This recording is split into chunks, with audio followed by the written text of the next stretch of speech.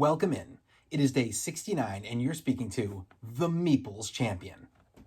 Today we're going to be jumping into a game that I picked up many years ago. It was one of my early Kickstarters and it was a reprint. It was a game that had come out far before then, had kind of fallen out of the public eye, and Kickstarter having really taken off at the time, somebody decided to go in and say, let's get this game back out there. That game is Speculation. Speculation is a stock market game. It's basically buying and selling off stock. You're slowly going through, watching as certain stocks are rising and dropping. You're buying them, trying to get them low, selling them off high. The whole idea of the game is that when somebody finally gets to the end and you've activated that the game is over, all the stocks you own immediately sell off and you're looking to see who made the most money through the game. It's very simple. There are little pieces that change it. You know, this is not a game that is just random when it comes to, oh, well, we're just going to spin something.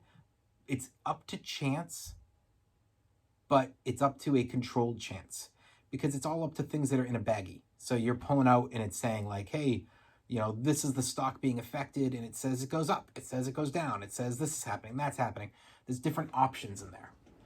What do I think that this game is really about is when I first got it, I think I was very excited. I played it with my sisters and we really liked it. But you're talking about over a decade ago. And at the time, my collection, which is now over 300 games, at that time, this collection was closer to 50 games. And it wasn't at all the widespread options. I really didn't know what a deck builder was yet. I had barely even seen a worker placement game. So for me, this felt like such a step up because I was comparing it to games like Risk and Monopoly and being like, oh yeah, there's a lot more option here. Then I didn't touch the game for many years. And then when we came out of the pandemic and it was one of my weeks to host, I chose this game. And while my friends didn't hate it, and while I didn't hate the experience, having been so many years, having played so many new types of games, I realized it did not hold up. It was just not one that I wanted to ever get to the table again. Because now I know about all these really cool mechanics, and I know about this way to play a game where it's all face up, and you can see all the options of yourself and your opponents, and almost nothing is random. And so a game like this stands up from the bunch in a negative way. That being said, it's not a horrible game. It's just up to what mechanics you like and how much you like random chance, and it's all where that falls for you. So, why don't we jump in and let's judge this on the 7 mechanics that I want to judge it on. And let's lead right off with the art. I think that the box is okay. This is not a great box, but it's not a bad one. I think it, you definitely feel that stock market vibe from the front of it. The name, the picture, I think it kind of sells that for me. Not strongly, and maybe it's just because I know exactly what it's about and I know what that's referring to now that grabs me. I wonder, 11, 12 years ago when I first saw the Kickstarter, I'm trying to remember, did I know this meant stock market when I saw the picture? I just don't recall. But for me now, it does, and that's what it signifies immediately. That being said, when you look at the pieces inside, and when I judge this box compared to other boxes, this may sell the theme, but it doesn't sell the game. And the inside art doesn't make the game seem like it's a must play. It falls off for me a bit there. I think it's acceptable art. It's not horrible, but it's a thumbs down when it comes to being an art worthwhile for me. Components. The components are actually not that bad. You've got your obvious cardboard components when it comes to your different stocks, when it comes to the items in the bag you're pulling, determining if you're going up or down.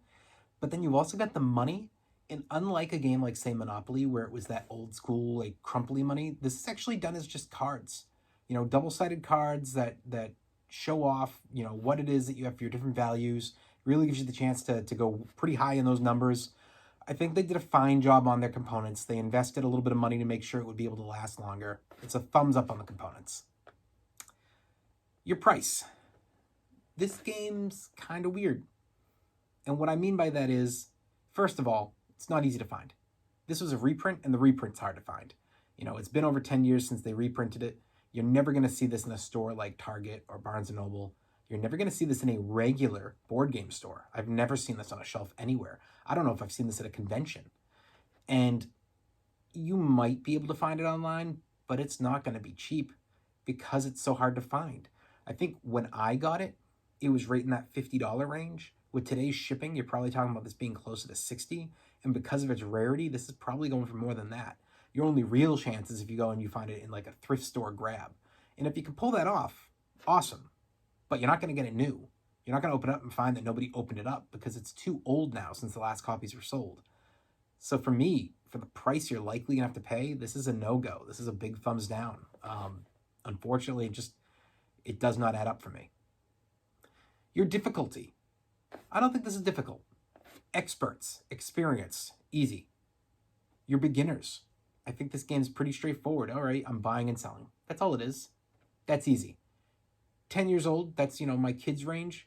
Same thing. I think they get it. Okay, buying and selling. 10-year-olds can play Monopoly. They can definitely play speculation. And so I think the difficulty is fine. I don't think you're going to pull this to the table and have anybody be confused. It's a thumbs up there. Replayability. I mean, is there even much to talk about here? This game got played by me in 10 years twice. And I was excited to get the game. I played this game post the pandemic and haven't touched it since, and that's been like 6 months. No, it's not replayable. I think if you get this into your collection, it's just going to sit there. It's not one you're going to be excited to play. It's not one people are going to see and ask to play. No. Big thumbs down. Your keys to victory. You got to judge it on the game. The game says what it is. You are buying stock low. You're trying to get the price up, sell the stock off while it's worth a high price, and buy in on something else. And that's your whole goal. I can't argue that doesn't do exactly what it says and that's not a way to victory. There's not something in this game that clearly stands out as you have to do this to win, or that clearly stands out as if you do this, you're going to lose. I think that the keys to victory are perfectly fine. It's a thumbs up. Unique. This is a tough one. I'm going to say no. I feel like it is, but I know that there is some older game, maybe, I don't know if it was Payday or something like that. I feel like there was a game that was like buying and selling stuff based on a calendar. But I know there are games where it's all about buying and at a low, selling at a high, and that's the whole point of the game. And even though this one might do it in a little bit more of a gamer type feel, at the end of the day, it's been done. And I'm pretty sure it's been done multiple times. So I got to give it a thumbs down. So overall, what do I think of this game? It's not a horrible game. It's not a game that if I saw it on somebody's shelf, I'd be like, oh, really? It's fine. It's on my shelf. And I'm happy that I bought it at the time because it's what helped me start on this new board game direction. When you're first getting into the hobby and you're going outside of those normal, obvious, like 10 games from back in the 90s, you got to take some steps and see what grabs you where and how. I took a shot on this one and it didn't land, but I wasn't embarrassed and I wasn't mad. I think that it's okay if you see somebody having it to take a shot and play, but if you never want to play this game, that's all right too. There's not enough here for me to say you have to get this to a table. I don't think you should buy it. Even if you could find it for a reasonable price, I just don't think it's worth it because I don't think using space up on your wall just to say you own a game is worth it. And this isn't going to get to your table.